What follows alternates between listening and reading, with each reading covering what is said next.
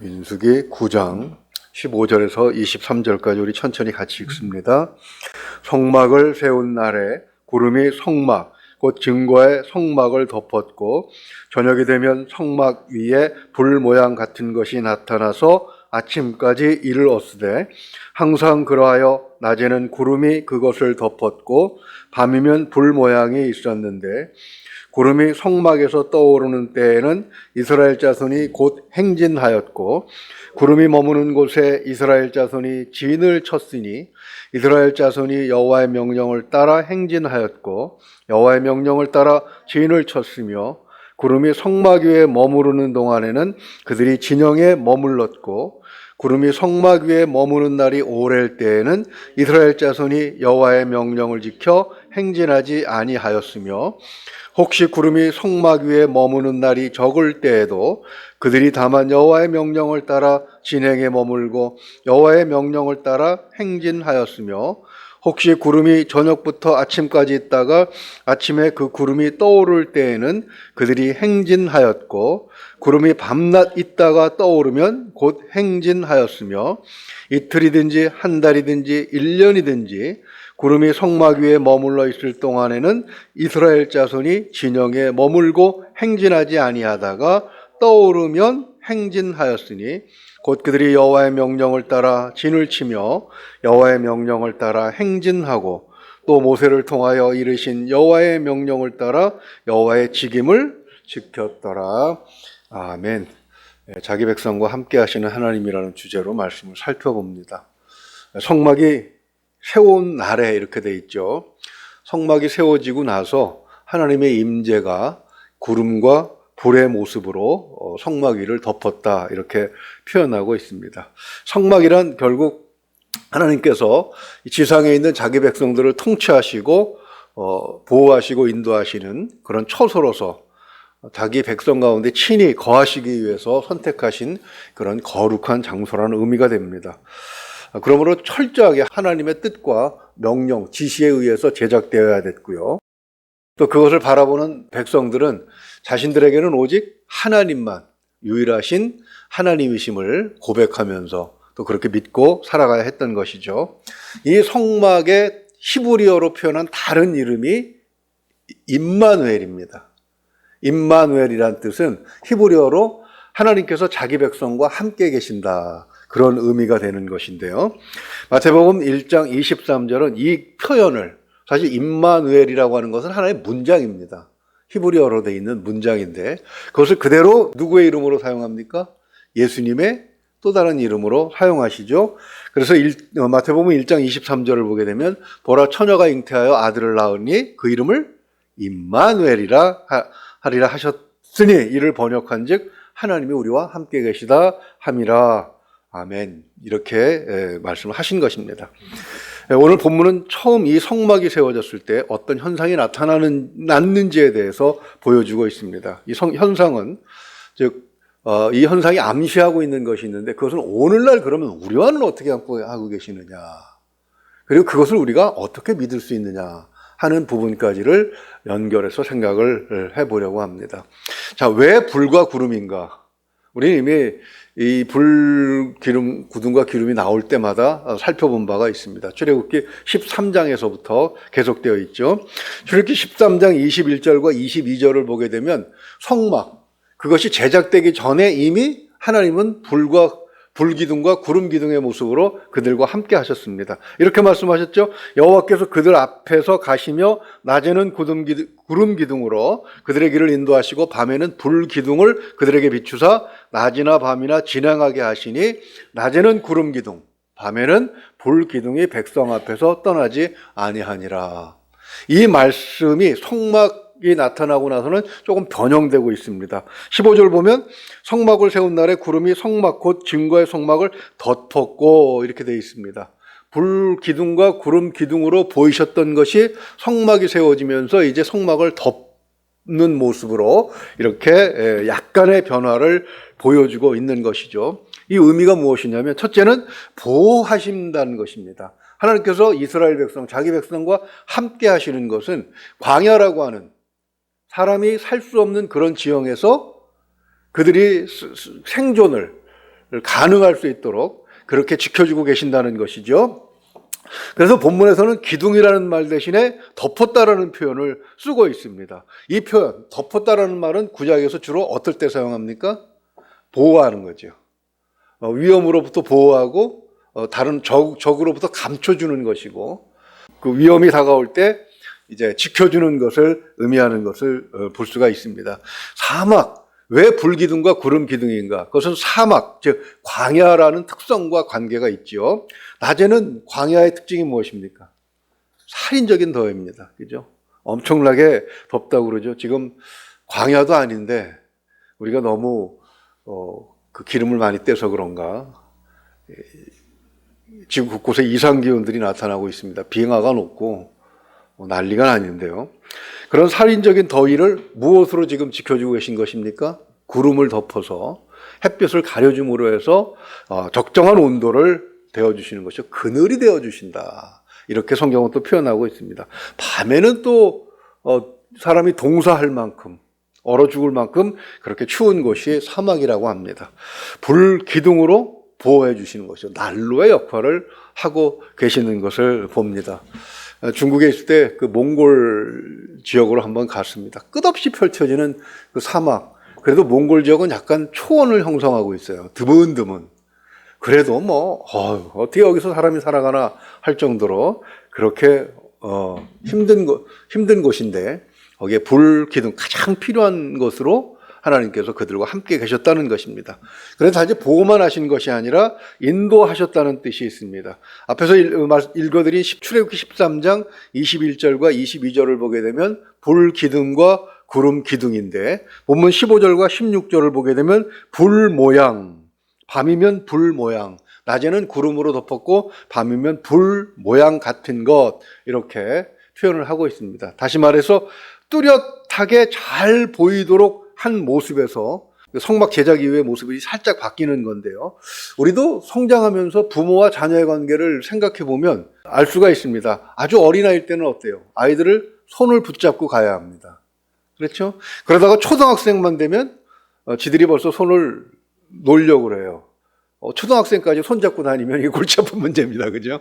아이들 스스로 뛰어다니게도 해야 돼. 그저 뒤에서 묵묵히 봐주면 되는 것이죠. 중고등학교 이후에는 어떻습니까?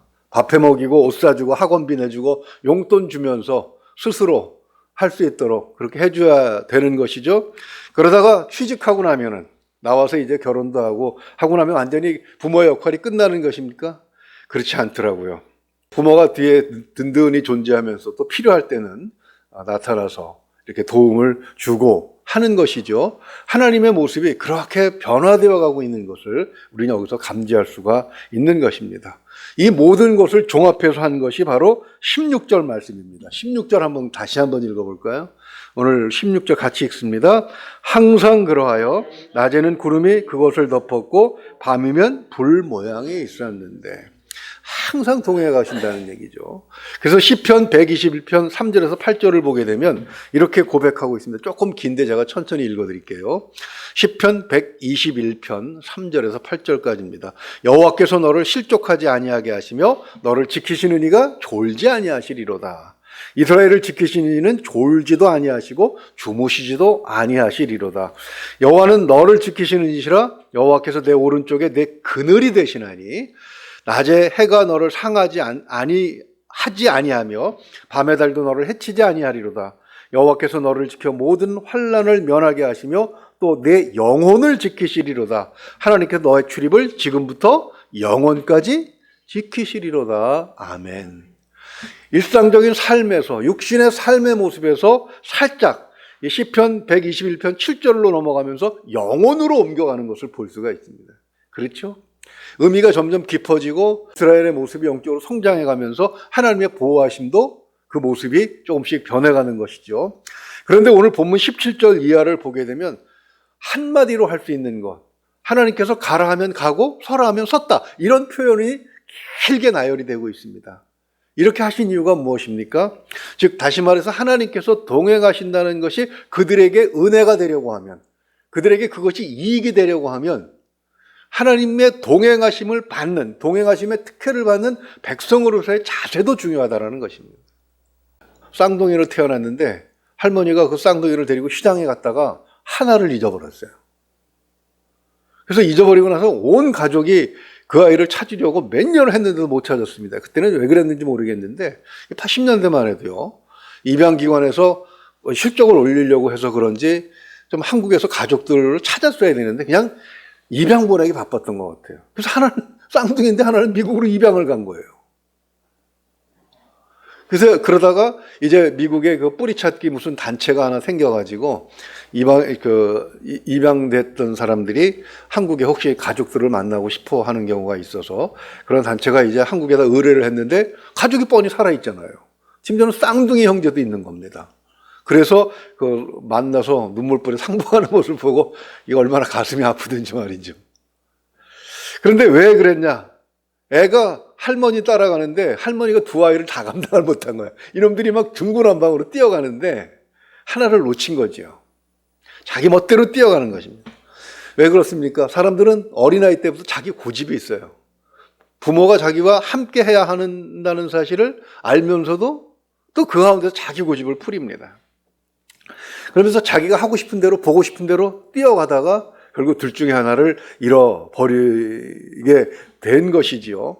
그래서 동행의 조건이 있는 요한복음 14장 6절에서는 이렇게 주님께서 말씀하십니다. 예수께서 이르시되 내가 곧 길이요 진리요 생명이니 나로 말미암지 않고는 아버지께로 올 자가 없느니라. 즉 하나님께서 말씀으로 계시하신 그것 말고 다른 곳으로 벗어나게 되면 스스로 뛰어서 그 부모의 품을 떠나 보호자의 품을 떠나서 미아보호소로 가버리는 그런 꼴이 돼버리고 만다는 것입니다. 그러면 우리는 하나님께서 인도하는 그 길, 하나님께서 우리와 함께 하신 그것이 가장 최선임을 믿고 구름 기둥이 떠오르면 떠날 준비를 하고 멈추면 1년이고 2년이고 서 있을 수 있는 그런 인내가 있어야 되는 것이죠. 그것이 바로 광야 40년의 성공의 비결인 것입니다. 그렇다면 문제는 지금은 우리와 어떻게 함께 하시느냐라는 것까지 살펴봐야 되겠죠. 저희 아버님께서 돌아가신 지 꽤 됐는데 가끔 가다가 보면 내가 여전히 아버지의 그늘에서 살고 있구나 하는 생각을 할 때가 있습니다. 사모도 가끔 그런 얘기를 하는데 우리가 지금 이렇게 목회를 하면서 살고 있는 이유는 아버지가 생전에 기도로 쌓아놓으신 게 있기 때문이다 하는 것을 깨달을 때가 있습니다.